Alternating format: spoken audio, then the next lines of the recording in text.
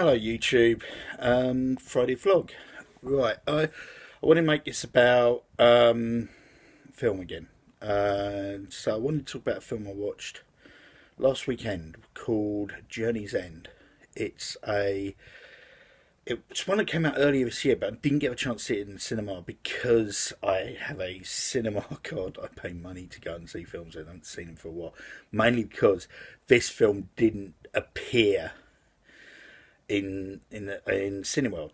Didn't appear in Cineworld at the time I can see it, and it sort of like came and went very quickly.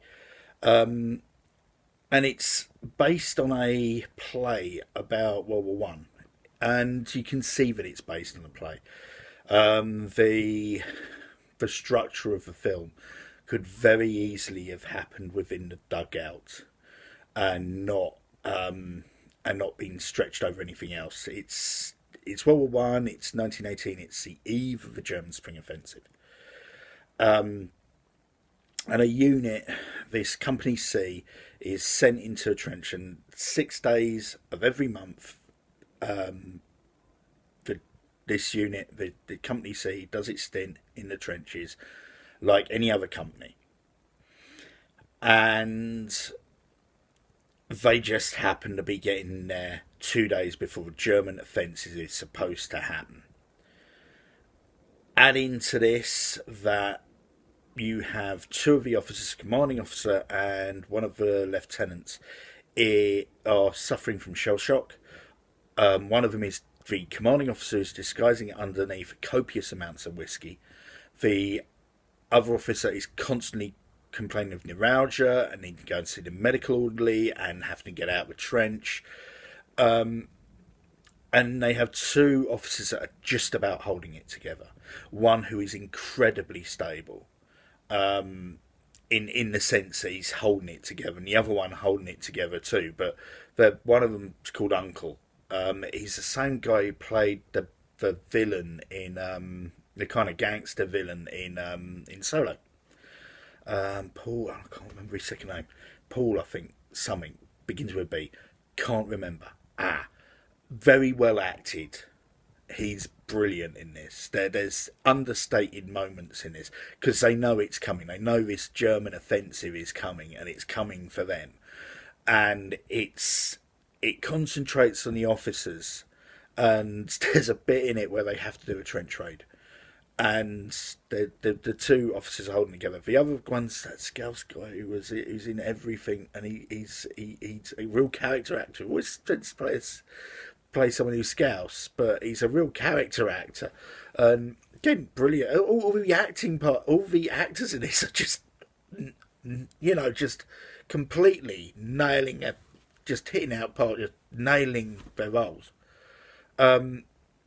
And there's this conversation between these two, and it's they've asked us to do a trench raid. And the other officer, the Liverpool guy, goes, "Oh, that's a bit of a bother." And then the officer, "Yes, it is, isn't it? It's this trench raid. When you see the build up to it, you think they're all dead. Anybody goes over the top there, they're dead. They're just going to die." And it's set up really and it's so understated. It's so, you don't sit there and start breaking down in front of people and going, "I go over the top now, we're going to die, this is terrible." You go, "Oh, it's a bit of a bother, it's a bit of a nuisance, yeah, we're going to have to do this." And into that mix, you throw a young, as green as lettuce officer called, I think his name was Ripley. I think it's Ripley, began with now. Who is an old friend of commanding officers, or at least knew the commanding officer in civilian life.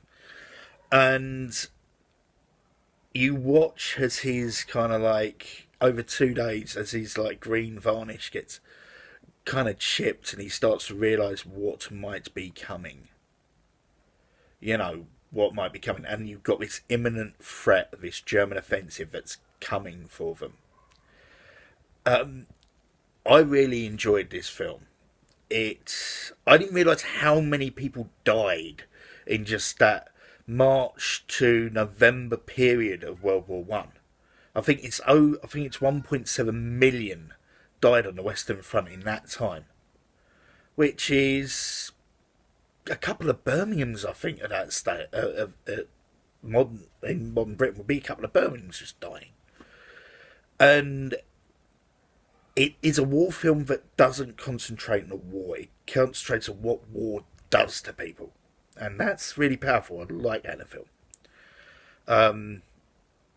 Alright, that's my Friday vlog. I'm thinking of doing a midweek one, possibly concentrating on my other thing I've mentioned, which is razor blades and very old razors. But I'll do that in the house. So I'm in the house at the moment, but I'll do that in the house because I don't want to be in a car flashing a blooming cutthroat razor around. That'd be funny. It'd be funnier to vlog myself getting arrested. Whereas in the house, if I went through and showed you, I'll show you a kit I use. I'm a big advocate for wet shaving. Alright. Like, subscribe, whatever. Thanks for watching.